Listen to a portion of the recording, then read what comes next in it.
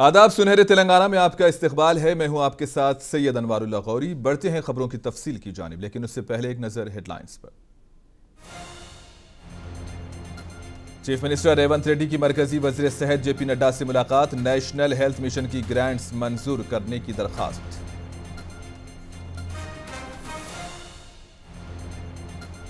Barrister Owaisi ने 5वीं बार लोकसभा के रुकन की हैसियत से लिया हलफ, ईमानदारी और दयानतदारी के साथ मुल्क व मिल्लत की खिदमत करने का किया अहद। महकमे सेहत और वजीर सेहत से जूनियर डॉक्टर्स के मुज़ाकिरात का नहीं निकला कोई नतीजा, हड़ताल से तिब्बी खिदमात पर पड़ा असर, मुतालिबात को लेकर जूनियर डॉक्टर्स की मुजाहरों का सिलसिला जारी।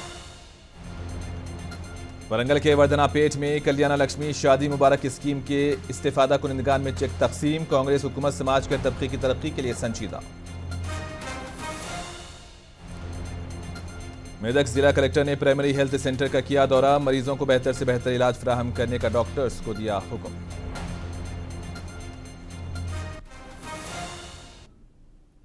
तेलंगाना के वजीर आला रेवंत रेड्डी ने मरकजी वजीर सेहत जेपी नड्डा से मुलाकात की।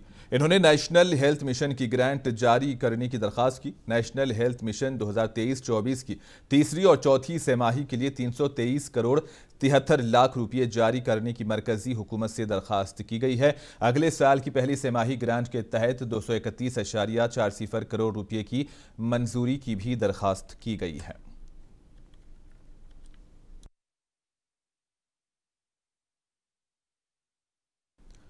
असदुद्दीन ओवैसी ने हैदराबाद हलके पार्लिमान से 5वीं बार बतौर रुकने पार्लिमान हलफ लिया, जिसके बाद इन्होंने एक्स प्लेटफॉर्म पर अपने पैगाम में लिखा कि वो इंशाअल्लाह पूरे खुलूस के साथ भारत के पसमानदा लोगों के मसाइल को उठाते रहेंगे। सदर मजलिस ने अल्लाह के नाम पर हलफ लिया।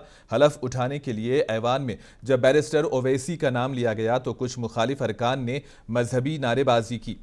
अपने फ़राइज़ को वफादारी से अंजाम देने का इन्होंने अज़्म जाहिर किया। हलफ लेने के बाद इन्होंने जय भीम, जय मीम, जय तेलंगाना और जय फ़लस्तीन का नारा बुलंद किया। सोशल मीडिया प्लेटफॉर्म्स पर असदुद्दीन ओवैसी की हलफ बर्दारी की ये वीडियो वायरल हो चुकी है और बीजेपी अरकान की शरंगेजी पर काफ़ी तीखे तबसरे किए जा रहे हैं।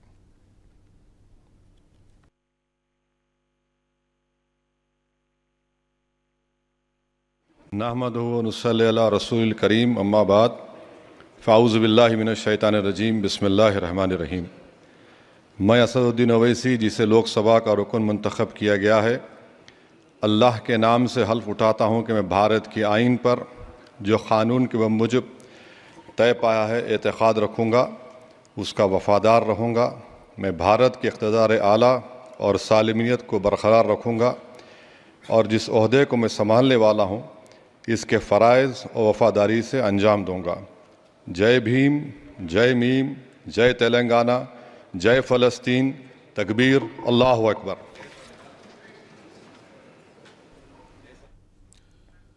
आज दूसरे दिन भी तेलंगाना के सरकारी दवाखानों में तिब्बी खिदमात मुतासिर रही और मरीजों को मुश्किलात का सामना रहा। तेलंगाना जूनियर डॉक्टर्स एसोसिएशन ने आज भी अपने मुजाहरों का सिलसिला जारी रखा। वरंगल शहर में काकतिया मेडिकल कॉलेज से जूनियर डॉक्टर्स ने महात्मा गांधी मेमोरियल अस्पताल तक रैली निकाली और हुकूमत के खिलाफ एहतजाज दर्ज कराया।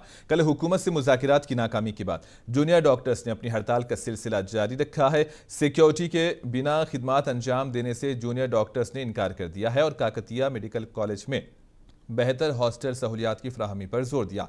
एहतजाजी जूनियर डॉक्टर्स का कहना है कि रियासती हुकूमत ने उनके मुतालिबात पर कोई फैसला कुन यकीन दहानी अब तक नहीं कराई है। तेलंगाना जूनियर डॉक्टर्स एसोसिएशन ने पीर को गैर मुअय्यना मुद्दत की हड़ताल शुरू की थी। दरिया असना स्टाफ की कमी के बहरान से निमटने के लिए सरकारी दवाखानों की इंतजामिया ने हेल्थ केयर वर्कर्स की छुट्टियां मनसूख की हैं और टीचिंग साइट के सीनियर डॉक्टरों को अस्पताल ड्यूटी संभालने की हिदायत दे दी गई है। हैदराबाद के उस्मानिया और गांधी अस्पतालों में भी जूनियर डॉक्टर्स हड़ताल पर हैं।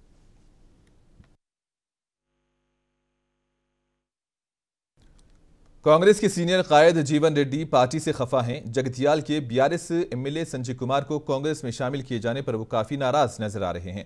इन्होंने कहा कि वो उस उम्मीद में थे कि अगर जगतियाल के एमएलए को कांग्रेस में शामिल किया जाता है तो कम अज कम उन्हें इतला दे दी जाएगी। इसी बीच रियासती वजीर श्रीधर बाबू ने उन्हें तसल्ली दी और कहा कि जीवन रेड्डी सीनियर लीडर हैं और उन्हें पार्टी लीडर्स की रहनुमाई करनी चाहिए।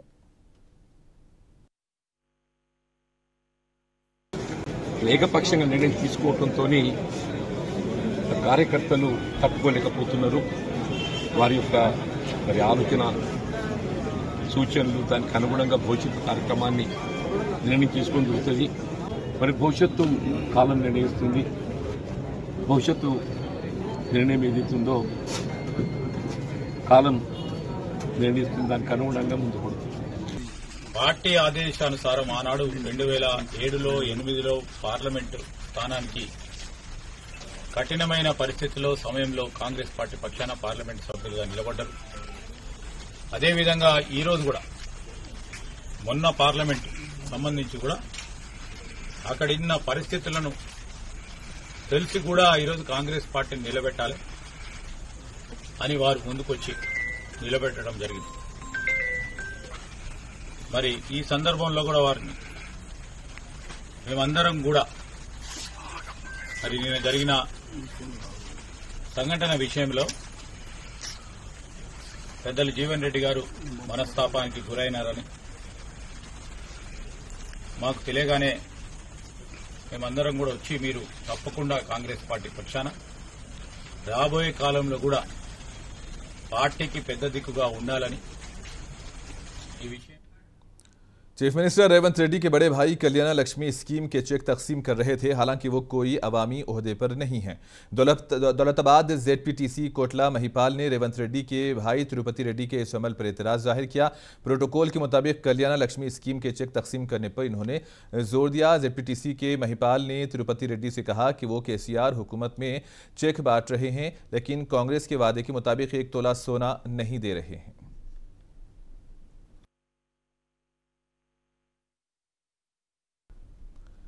रात 11 बजे से कबल तिजारती इदारों को बंद करने से मुताल्लिक सोशल मीडिया पर गश्त कर रही खबरों को हैदराबाद पुलिस ने सरे से खारिज कर दिया है।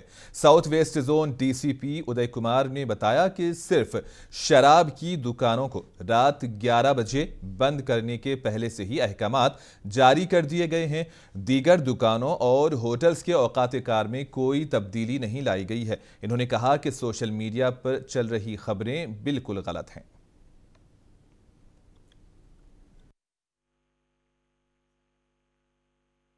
మనకి ఇక మా బోర్డర్ ఇది మాకు ఎక్కువ ఇక్కడ నుంచి బాగా పబ్లిక్ మూవ్మెంట్, 2 వీలర్స్ మూవ్మెంట్ బాగుంటది. నైట్ టైం ఎవరైనా క్రిమినల్స్ వచ్చినా కూడా అవతల నుంచి యువతలకి అటు రాజేంద్ర నగర్ నుంచి రావడానికి కూడా ఈ రూట్ ఎక్కువ ఉంటుంది. అందుకే మేము ఇక్కడ బాగా కాన్సన్ట్రేట్ చేసి వెహికల్ చెక్ చేస్తున్నాము. తర్వాత మీ అందరికి చెప్పేది ఏంటంటే ఈ రోజు ఒకటి సోషల్ మీడియాలో ఒక పోస్ట్ వచ్చింది, 10:30కే బంద్ అది అని. అది కరెక్ట్ కాదు, అది ఎవరో పెట్టినారు. అది పోలీస్ డిపార్ట్మెంట్ మాకు సంబంధం లేదు. రెగ్యులర్ గా రోజు ఎట్లా చేసేదే అదే ఉంది, కొత్త ఇన్స్ట్రక్షన్స్ ఏం లేవు. ఓన్లీ వైన్ షాపులు 11 o'clock బంద్ అయితే మిగిలిన అన్ని కూడా 12 లోపల అందరు బంద్ చేసుకోవాలా. అంతే. ఈ రోజు వచ్చిన పోస్ట్ గురించి నేను చెప్దామని ఇప్పుడు మీకు అందరిని ఇక్కడ పిలవడం జరిగింది. అది కరెక్ట్ కాదు. ఎవ్రీడే ఎట్లుందో యాజ్ టీజ్ గా ఉంది, కొత్త దానికి ఏమి ఇన్స్ట్రక్షన్స్ ఏం లేవు. ఆ వచ్చిన పోస్ట్ అనేది కరెక్ట్ కాదు, అది మా డిపార్ట్మెంట్ ఇచ్చింది కాదు. అది ఎప్పుడు లెక్కనే 12 o'clock లోపల అన్ని బంద్ చేసుకోవాలా, 11 o'clock వైన్ షాపులు బంద్ చేసుకోవాలా. అయితే ఇప్పుడు ఈ రోజు మా entire south west zone place లో ప్రతి పోలీస్ స్టేషన్ లో 2 వెహికల్ చెకింగ్ టీమ్స్ నడుస్తున్నాయి. ఎందుకంటే ఇటీవల ఆయన వాటి గురించి దృష్టిలో పెట్టుకుని కూడా పబ్లిక్ భద్రత కోసము మేమందరం చెక్ చేస్తున్నాము. ఇప్పుడు మీ ముందే చెప్తున్నారు, ఇట్లా చేయడం వల్ల పిల్లలు తొందరగా ఇంటికి వస్తున్నారని పబ్లిక్ కూడా అప్రిషియేట్ చేస్తున్నారు. ఎందుకంటే బయట 1 o'clock 2 o'clock కూడా హోటల్స్ ఉంటే అక్కడే కూర్చొని ఇంటికి రారనేది. बीआरएस लीडर डी श्रवण ने पार्टी बदलने वाले लीडर्स पर सख्त नाराजगी जाहिर की। उन्होंने कहा कि लीडर्स का पार्टी बदलना दस्तूर और जमहूरियत के खिलाफ है। कांग्रेस पार्टी ने न्याय पत्र के तहत पार्टी बदलने वालों के खिलाफ सख्त कार्रवाई का इंतबाह दिया और आज वही कांग्रेस पार्टी दीगर जमातों के लीडर्स को अपनी पार्टी में शामिल कर रही है। तेलंगाना में रेवंत रेड्डी उसी काम में लगे हुए हैं। डी श्रवण ने कहा कि रेवंत रेड्डी को राहुल गांधी की मुकम्मल ताईद हासिल है।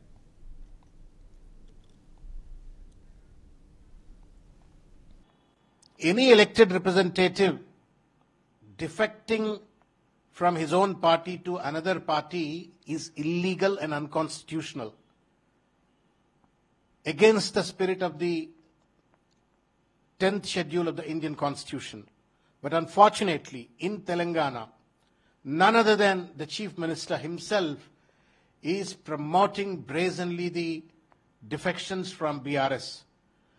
He is, instead of involving and engaging himself in the governance and serving the public, he is going around the houses of the MLAs of BRS party, MPs of BRS party, and alluring them to join the Congress party, which is really against the principles of Gandhi and Nehru, and also to a certain extent Rahul Gandhi, because all along Mr. Rahul Gandhi talked about the fair and free politics and democracy.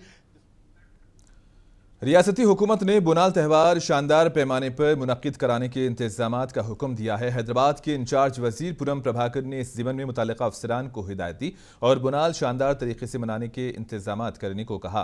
पुरम प्रभाकर ने श्री बलकमपेट एल्लम्मा मंदिर में बुनाल के इंतजामात के हवाले से जायजा लिया। हैदराबाद और सिकंदराबाद में कामयाबी से त्यौहार के इनेकाद के लिए हुकूमत ने पहले ही 20 करोड़ रुपये मंजूर किए हैं। 8 से 10 जुलाई को इस मंदिर में मजहबी रसूमात की अदायगी के हवाले से भी तैयारियों का रियासती वजीर ने जायजा लिया। रियासती वजीर ने एंडोमेंट डिपार्टमेंट से कहा कि वो भक्तों को सहूलियात की फराहमी पर पूरा ध्यान दें और शी टीम को वाफर तादाद में तैनात करें। ज़िले आदिलाबाद के पप्पला कट्टी में साल 2002 में कायम किए गए सरकारी प्राइमरी स्कूल में तुलबा की अदम दाखिले का बहाना बनाकर गुज़िश्ता साल बंद कर दिया गया था। ह्यूमन वेलफेयर ऑर्गेनाइजेशन के जिम्मेदार इंतखाब आलम की कोशिशों से स्कूल की दोबारा कुशादगी अमल में लाई गई। स्कूल में आज बाज़ाब्ता तालीमी सरगर्मियों का आगाज़ हो चुका है। पप्पला कट्टी में 120 से ज़ायद मुस्लिम ख़ानदान बसते हैं, जहाँ पर 200 से ज़ायद बच्चे हैं। स्कूल में असातिज़ा की कमी के बायस औलियाए तुलबा अपने बच्चों को दाखिला करवाने से गुरेज कर रहे हैं। इंतखाब आलम की कोशिशों को समाज के हर गोशे से सताइश मिल रही है।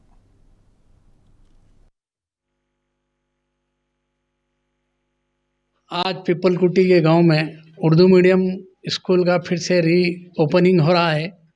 अल्हम्दुलिल्लाह तेलुगु मीडियम के हेडमास्टर साहब और सारे टीचर्स हमारा सपोर्ट कर रहे हैं और मेरी ये ख्वाहिश है कि मैं जिस वक्त इस ऑर्गेनाइजेशन से जुड़ा उस वक्त ही मैं अपने हमारे पूरे दोस्तों को बोला था कि एजुकेशन के मैदान में अल्हम्दुलिल्लाह मैं 24 आवर्स काम करूँगा।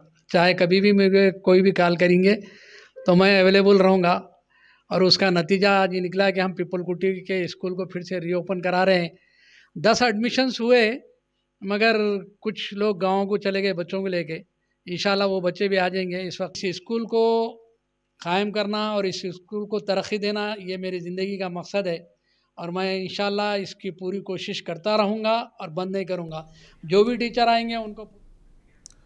वरंगल के वर्धनापेट रुकने असेंबली के कैंप ऑफिस में कल्याणा लक्ष्मी और शादी मुबारक स्कीम के इस्तेफादा कुनिंदगान में चेक तकसीम किए गए। वर्धनापेट, पर्वतगिरी, किला वरंगल के मुख्तलिफ मंडलों के जुमला 63 इस्तेफादा कुनिंदगान में ये चेक तकसीम हुए। रुकने असेंबली ने बताया कि जुमला 63,07,308 रुपयों के चेक तकसीम हुए हैं। इस मौके पर रुकने असेंबली के आर नागराजू ने साबिक BRS हुकूमत पर सख्त तनकीद की। कहा कि पिछली हुकूमत ने समाज के हर तबके को नजरअंदाज कर दिया था।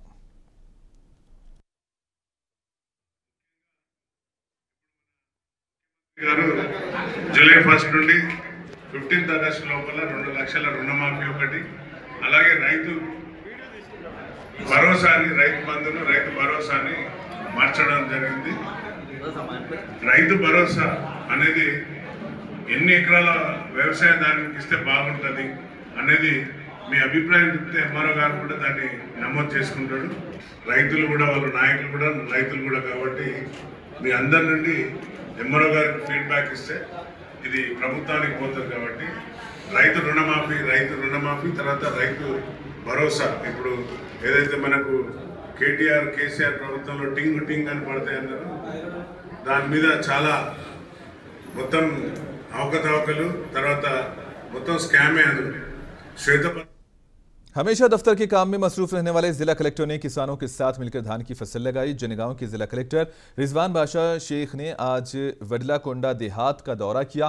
इसी दौरान इन्होंने किसानों को खेत में धान की फसल लगाता देखकर खुद भी खेत में उतरे और फसल लगाना शुरू किया।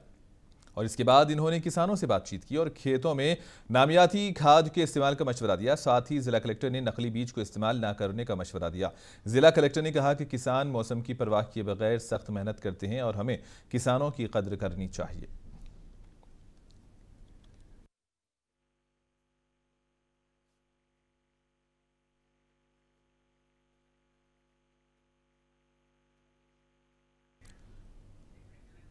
हरियाणा के गवर्नर बंडारू दत्तात्रेय गुजरात के दौरे पर हैं। इसी दौरान इन्होंने सरदार सरोवर डैम के करीब में वाक़ई सरदार पटेल के मुजस्समे का दौरा किया और इसी दौरान गवर्नर बंडारू दत्तात्रेय ने 182 फीट बुलंदी सरदार पटेल के मुजस्समे का नज़ारा किया। अम्बेडकर का मुजस्समा, जिसे स्टैच्यू ऑफ यूनिटी के नाम से जाना जाता है, ये दुनिया का सबसे ऊंचा मुजस्समा है और इसे गवर्नर बंडारू दत्तात्रेय अपने अहल खाना के साथ गुजरात के दौरे पर हैं। गवर्नर ने मुजस्समे को देखने के बाद खुशी का इजहार किया।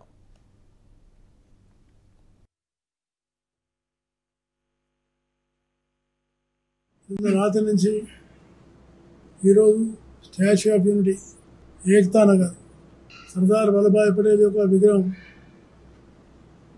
ప్రపంచంలోనే అత్యంత ఎత్తైనటువంటి 182 మీటర్ల యొక్క విగ్రహం చూసి నాకు చాలా గర్వం కలిగింది, చాలా సంతోషపడ్డాను. ఎందుకంటే ఈ విగ్రహ నిర్మాణం నుంచి అన్ని శాస్త్ర సాంకేతికమైనటువంటి పరిజ్ఞానాలను దృష్టిలో పెట్టుకొని దీన్ని నిర్మాణం చేయడం జరిగింది. ప్రపంచంలోనే ఇది అతిపెద్ద ఎత్తైనటువంటి విగ్రహం. అలాగే కింద మ్యూజియం కూడా సర్దార్ పటేల్ దేశ స్వాతంత్ర సంగ్రామంలో ఆయన నిర్వహించినటువంటి పాత్ర, స్వతంత్రం తర్వాత నిర్వహించినటువంటి పాత్ర, ఇవన్నీ విషయాలు కూడా చక్కగా రూపొందించి మ్యూజియం అధునాతనంగా నిర్మాణం చేసినారు. డిజిటల్ రూపంలో కూడా చాలా విషయాలు ఇందులో పొందుపరిచారు. అలాగే ఇక్కడ ఉన్నటువంటి సఫారీ కానీ, వ్యాయామం కానీ, ఇవన్నీ కూడా जिले विकाराबाद के तांडूर में बीजेपी कारकुनों ने अंबेडकर मुजस्समे के करीब कांग्रेस पार्टी के खिलाफ एहतजाज किया। एहतजाजी बीजेपी लीडर्स ने कांग्रेस पार्टी पर मुल्क की सालमियत को खतरा बताते हुए ये एहतजाज किया। बीजेपी लीडर्स ने सियाह पट्टियां बांधकर एहतजाज किया। इसी दौरान बीजेपी लीडर्स ने कांग्रेस हटाओ देश बचाओ के नारे लगाए। बीजेपी लीडर रमेश कुमार ने मीडिया से बात करते हुए कहा कि जमहूरियत और दस्तूर का खून करने वाली रियासत की रेवंत रेड्डी हुकूमत को इख्तिदार से बेदखल करने की जरूरत है।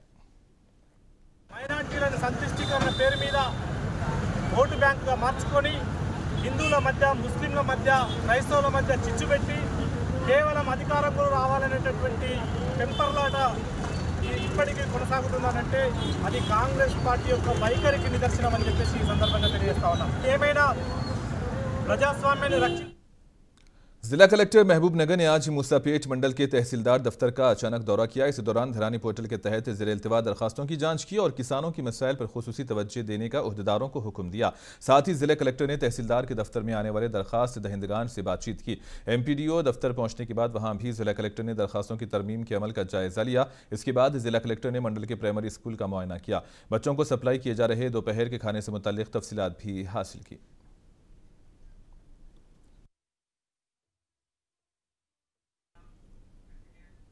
मौसमी बीमारियों से चौकसी बरतने का जिला कलेक्टर राहुल राज ने डॉक्टर्स को मशवरा दिया। मेदक के जिला कलेक्टर राहुल राज ने आज प्राइमरी हेल्थ सेंटर का दौरा किया। इसी दौरान इन्होंने मरीजों को सप्लाई की जाने वाली अद्वियात से मुतालिक तफसीलात हासिल की। साथ ही इन्होंने मरीजों को फराहम करदा सहूलियात से मुतालिक डॉक्टर से बातचीत की। जिला कलेक्टर ने दवाखाने को आने वाले मरीजों को बेहतर से बेहतर सहूलियात फराहम करने का मशवरा दिया।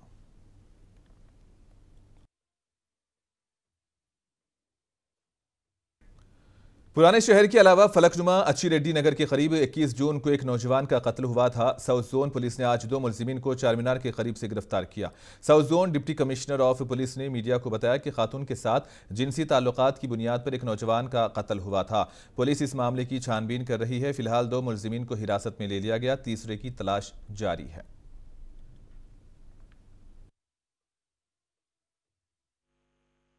फलकनुमा डिवीज़न में, एक फलकनुमा पुलिस स्टेशन में 21 ये महीने में 21 तारीख में बोले तो 21st date at about 23 our हम लोग इन्वेस्टिगेशन में आए थे। तो एक 5 साल से दोनों के बीच में रिलेशन है और डिसीज का जो आदमी है मोहम्मद जफ़र है, तो उसको शादी नहीं हुआ और 5 साल से ये लेडीज है शाहीन बेगम से इलीगल इंटीमेसी है और घर में भी बोले कहते हो ना मैं शादी कर लेता हूँ। वो लेडीज़ को बोले तो घर वाले नहीं, वो 5 बच्चे है उसको शादी नहीं करना बोले तो नहीं सुना उन्होंने। कभी कभी इसके घर को आके विश्वास करके जा रहा है बोल के शाहीन बेगम क्या करे उसका भाई को फ़ोन करा। तो भाई कौन है इसमें बोले तो मोहम्मद शफी बोल के भाई क्या करा मैं आरू ठहरा बोल के उस दिन 21 के दिन घर को आए। घर को आने के बाद दोनों के बीच में लड़ाई झगड़ा हुआ। उसके बाद इन्होंने आयरन पाइप से क्या करा, इसको डिसीज्ड है मोहम्मद जफ़र को आयरन पाइप से मारा, सिर के ऊपर मारे तो उन्होंने बहुत खून निकल के वहीं स्पॉट में डेड हो गए थे। तो हम लोग खबर आए। करीमनगर जिले से खबर है, मुस्ताबाद मंडल के नामपुर में कल रात हादसा हुआ। पुलिस ने गैर कानूनी रेत ले जाने वाले ट्रैक्टर को पकड़ा था। गाड़ी को पुलिस स्टेशन मुंतकिल करने के दौरान ट्रैक्टर की रफ्तार बढ़ गई थी और ड्राइवर नीचे कूद पड़ा था और ट्रैक्टर तालाब में गिरने से कांस्टेबल शदीद जख्मी हो गया। दरअसल जख्मी कांस्टेबल बैनेट पर बैठा हुआ था।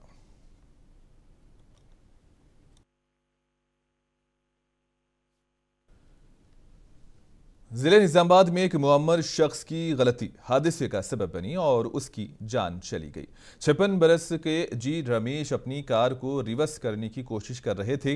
वो नहर के पुश्ते पर कार को रिवर्स कर रहे थे। उसी असना में वो कार पर कंट्रोल खो बैठे और कार नहर में गिर पड़ी। हादसे के नतीजे में कार सवार हलाक हो गया। अलमनाक हादसे की खबर मिलने पर लोग यहां पहुंचे और कार और महलूक को पानी से बाहर निकालने के लिए काफी मशक्कत की। यह हादसा वेलपुर मंडल में पेश आया।